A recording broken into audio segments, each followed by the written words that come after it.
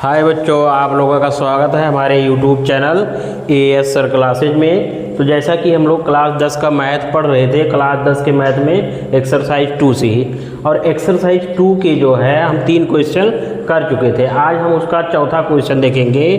तो देखो यहाँ पे चौथा क्वेश्चन है क्या कि यदि बहुपद x³ + 9x² + 20x + 12 है तो इसके शून्य ज्ञात कीजिए। तो इसके शून्य की ज्ञात कैसे करेंगे, ये चीज़ हमको सीखना है। वैसे ऐसे सवाल को आप लोग जो है क्लास 9th में देख चुके हो, ठीक है। यहाँ गुणनखंड परिमेय से इसके गुणनखंड किए जाएंगे, वहाँ से हमें इनके शून्य को या शून्य पता चलेंगे। तो देखो इसको कैसे हल करेंगे। तो यहाँ पर जो है मानेंगे कि माना px बराबर कितना x³ + 9x² + 20x + 12। अब यहाँ पे देखो हमें एक शून्य तो यहाँ से पहले ही मान के निकालना पड़ेगा, ठीक है। अब यहाँ पे x का कोई ऐसा वैल्यू रखना है कि जिससे इस बहुपद का मान क्या हो जाए, शून्य हो जाए, ठीक है। अब कौन सा मान रखेंगे, तो यहाँ पे देखिए जो अचर पद है आपका, अचर पद 12 के गुणनखंड। तो अचर पद जो 12 है इसके कौन कौन से गुणनखंड हो गया है, किन किन संख्याओं से विभाजित होगा। तो यहाँ पे ध्यान दो, जैसे +-1 से भी कट जाएगा, +-2 से भी कट जाएगा, +-3 से भी कट जाएगा, ये +-4 से भी कट जाएगा, +-6 से भी कट जाएगा, और +-12 से। तो इन्हीं में से कोई होगा वैल्यू जिसको x के स्थान पर रखने पर इसका वैल्यू शून्य हो जाए। अच्छा, यहाँ पे बच्चों एक तरीका आप लोगों को बता रहे हैं कि यहाँ पे देखो सब जगह पे लगभग प्लस है ना। तो अगर सब जगह पे ये प्लस है तो यहाँ कोई प्लस वैल्यू रखने से तो ये 0 होगा नहीं। तो इसका मतलब हम चेक क्या करेंगे, जब भी हम चेक करेंगे तो माइनस वाली वैल्यू चेक करेंगे। जैसे -1 रख के चेक करेंगे, -2 रख के चेक करेंगे, 3 रख के चेक करेंगे, -4 रख के चेक करेंगे, क्योंकि यहाँ सब जगह पे जो है प्लस है ना। तो अगर प्लस वैल्यू रख देंगे तो सब जुड़ जाएगा, शून्य तो कभी होगा ही नहीं। तो इसलिए हमें क्या रखना है यहाँ पे, या तो आप -1 रखो, या -2 रखो, या -3 रखो, किसकी जगह पे, x की जगह पे। तो यहाँ पर जो है x बराबर -1 रखने पर, तो x बराबर -1 रखिए। तो जो x बराबर -1 रखेंगे बहुपद में, तो ये कितना हो जाएगा, p-1, और यहाँ पे -1 का क्यूब +9 गुणे -1 का स्क्वायर +20 गुणे -1 + 12। तो ये जो आपका p-1 आएगा, ये कितना आएगा, -1 का क्यूब -1 और -1 का स्क्वायर +1। आपको बताया था ना कि जो अगर माइनस का क्यूब किया जाए, अगर -1 पर समघात हो तो उसका आंसर +1 आता है, अगर -1 पे विषम घात हो तो उसका मान -1 आता है। तो यहाँ पर 9 हो जाएगा, या 9 गुणे 1 लिख देते हैं, चलो। फिर यहाँ देखिए +20 है, यहाँ -1 है, तो कितना हो जाएगा, -20, और यहाँ पे +12।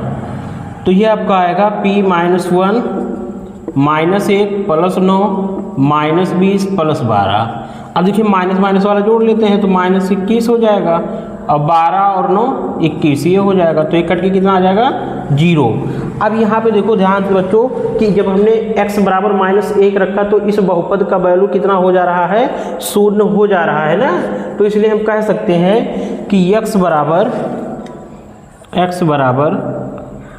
या लिख सकते हैं बिकॉज x बराबर -1 के लिए दिए गए बहुपद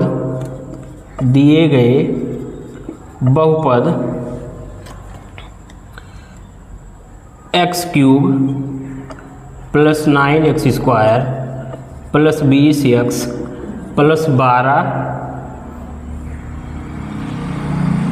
का मान शून्य हो जाता है,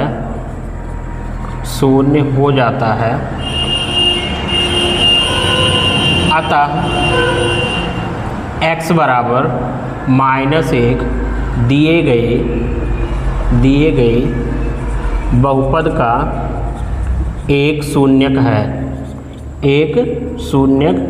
है। तो यहाँ पे देखो हमें त्रिघात बहुपद है तो इसकी 3 शून्यक मिलेंगे, तो जिसमें से एक शून्यक हमें मिल चुका ना x माइनस 1। अच्छा x बराबर -1 जो है, जो -1 है एक शून्यक इसका है ना दिए गए बहुपद का, तो यहाँ पे अगर -1 को इधर ट्रांसफ़र कर ले तो यहाँ हम लिख सकते हैं, इसलिए x + 1 दिए गए बहुपद x³ + 9x² + 20x + 12 का एक गुणनखंड होगा, 12 का एक गुणनखंड होगा।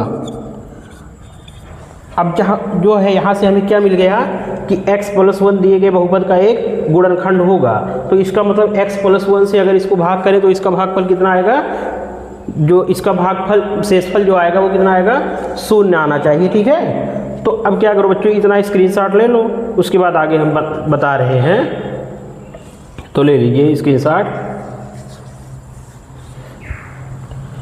तो देखिए इसके आगे, तो इसके आगे क्या होगा कि अब जो है आप लोगों को क्या करना है कि x + 1 से इसको भाग करना है, तो यहाँ पे x + 1 से भाग कर दो, क्योंकि हम इसके प्रत्येक पद में रख भी सकते हैं लेकिन वो थोड़ा कठिन होता है, इसको सीख लो ज़्यादा सही रहेगा। तो यहाँ पे x³ + 9x² + 20x + 12, तो यहाँ पर इसका जो है भाग करेंगे। अब भाग तो आप लोगों को आता होगा कि जब भी भाग करते हैं बहुपद का, तो बहुपद का भाग कैसे होता है कि इसका पहला टर्म ले लिया जाता है, जिस भाज्य का जो है भाजक का पहला पद और भाज्य का पहला पद, ये देखते हैं कि बताओ ये दोनों कैसे बराबर होंगे।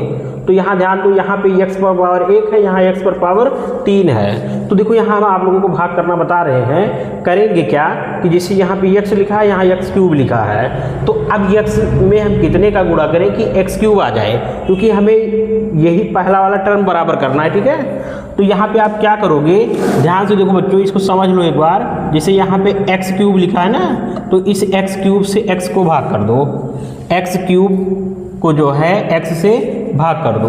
अच्छा यहाँ पे x के पावर 3 का मतलब क्या है कि x गुणे x बटे x, तो यहाँ जब x से x काट दोगे तो कितना आएगा, x² आएगा ना। तो इसका मतलब ये है कि अगर x² का हम इसमें गुणा कर दें तो x³ के बराबर हो जाएगा। तो अब देखिएगा हम क्या कर रहे हैं कि x² से जो है x में गुणा कर रहे हैं, तो x² का जब x में गुणा करोगे तो कितना आ जाएगा, x³, और फिर x² का अगर x में गुणा कर रहे हो तो इसके साथ ये संख्या जुड़ी हुई है ना, तो इसमें भी आपको करना पड़ेगा, तो कितना हो जाएगा, x²। अब देखिए जब भी हम गुणा करते हैं तो भाग में फिर क्या करना होता है, लास्ट में घटाना होता है।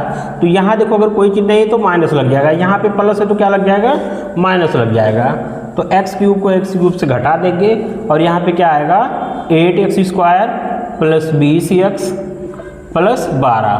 अब यहाँ पे देखो यहाँ पहला टर्म क्या है, 8x² और यहाँ पे पहला टर्म क्या है, x है। तो अब हम x में कितने का गुणा करें कि 8x² के बराबर हो जाए। तो यहाँ पर जो है अगर आप ध्यान दो, ये 8x² लिखा है ना और यहाँ पे x लिखा है। अच्छा यहाँ पे एक चीज़ आप लोग देखो कि जब नीचे से कोई चीज़ ऊपर जाता है, जैसे इसका और इसका बेस बराबर है ना, तो जब बेस बराबर होता है तो भाग में क्या होता है कि घात घट जाता है, यानी 2 - 1 हो जाएगा तो कितना आएगा, 8x हो जाएगा। तो यहाँ पे हमें गुणा कितने का करना है, 8x का, तो ये हो जाएगा 8x। अब 8x का जब आप गुणा करोगे इसमें तो कितना होगा, 8x² + 8x। अब जो है यहाँ पे घटाओ तो यहाँ माइनस हो जाएगा क्योंकि कोई चिन्ह है नहीं, और यहाँ पे प्लस और प्लस है तो यहाँ नीचे अगर प्लस है तो माइनस लग जाएगा। तो 8x² से 8x² कट जाएगा। अब 20 में से 8 घटा दो, तो 20 में से 8 घटाओ कितना बचेगा, 12x + 12। अब यहाँ पे देखो बच्चों, अब यहाँ पे x है, यहाँ पे 12x है, तो x में हम कितने का गुणा करें कि ताकि ये 12x के बराबर आ जाए। तो यहाँ पे ध्यान दो, ये ऊपर 12x और नीचे x कर देंगे, x से x कैंसिल हो जाएगा तो कितना आएगा 12 आएगा। तो इसका मतलब इसमें हमें गुणा कितना का करना है 12 का, और वो भी +12 का। चिन्ह भी हमें देखना होता है, जैसे यहाँ पे प्लस है यहाँ भी प्लस है तो गुणा प्लस से ही किया जाएगा, ठीक है।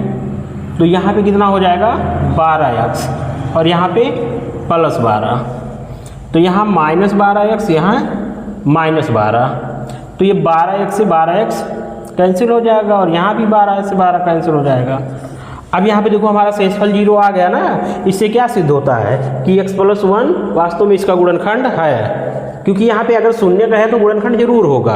अभी आपको भाग करना इसलिए बता दिए कि ताकि ये आसान रहेगा, आपको गुणनखंड करने में मदद करेगा। तो यहाँ पे कितना आ गया 0 आ गया। अब देखो हम लोग एक फार्मूला सीखे हैं बहुत पहले कि अगर हम भाग करते थे तो भाग को चेक कैसे करते थे। तो हमारे पास एक सूत्र आता था कि भाज्य मतलब डिवाइडेंड है, तो भाज्य बराबर भाजक गुणे भागफल प्लस शेषफल, यही होता है ना। तो ये बताओ भाज्य कितना है, भाज्य हमारा यही तो होता है। तो भाज्य की लिखेंगे x³ + 9x² + 20x + 12। अब यहाँ पे देखिए भाजक कितना है, भाजक x + 1 है तो x + 1 लिखो, फिर इनटू यहाँ पे क्या हो जाएगा x² + 8x + 12, और शेषफल कितना है 0 है तो 0 लिखो या ना लिखो। तो यहाँ पे x + 1 हो जाएगा और यहाँ पे x² + 8x + 12 ये हो जाएगा। अब यहाँ पे देखिए क्या करना है, अब यहाँ पर भी तो हमारा फैक्टर हो सकता है कि 12 का जो है ये द्विघात बहुपद बन गया ना, और द्विघात बहुपद का आप लोग जानते हो कि जो अचर पद हो उसको दो पदों में तोड़ दो, जिसका गुणा जो है इस अचर पद के बराबर है और जोड़ या घटाना इस मध्य पद के बराबर आए। तो यहाँ पे देखिए 12 का गुणनखंड क्या हो जाएगा 6 दूनी 12 और 6 और 2 8x हो जाएगा। तो यहाँ पे x² + 6x + 2x + 12 यही तो बनेगा। अब देखो बच्चों इसके आगे क्या करेंगे, अब इसके आगे जो करेंगे वो हमारा क्या हो जाएगा x + 1 इंटू x कॉमन कर लो, तो x जब कॉमन करोगे तो कितना आएगा x + 6, और यहाँ पे क्या कॉमन करोगे 2, तो यहाँ पर भी कितना आ जाएगा x + 6, तो ये हो जाएगा x + 1 into x + 2 into x + 6। अब यहाँ पे देखिए शून्यक कैसे निकालेंगे, तो यहाँ पे जो शून्यक बनेगा वो क्या बनेगा, पहला तो हो जाएगा x + 1 = 0, तो x बराबर कितना आ जाएगा -1, एक शून्य के आ गया आपका। दूसरा शून्य देखिए x + 2 = 0 मान लो, तो x बराबर कितना आ जाएगा -2, एक शून्य के हो गया। तीसरा देखिए x + 6 = 0, तो x बराबर कितना हो जाएगा -6, तो ये तीनों शून्य आपको मिल गए। तो इस प्रकार से त्रिघात बहुपद का गुणनखंड करके हम तीनों शून्य प्राप्त कर सकते। सवाल